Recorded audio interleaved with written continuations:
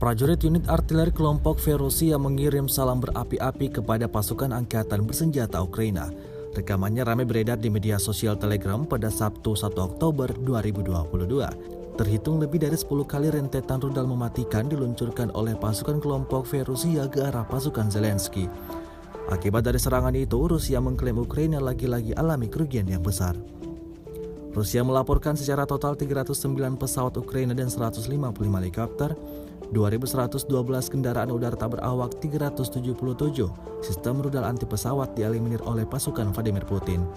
Sementara itu dari kubu Kiev, Kementerian Pertahanan Ukraina melaporkan 500 tentara Rusia dieliminir dalam sehari terakhir. Total 59.080 prajurit Federasi Rusia meninggal sejak awal konflik hingga hari ke-219.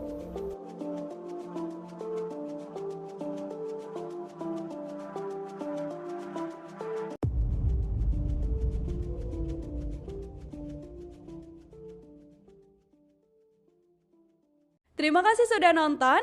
Jangan lupa like, subscribe, dan share ya.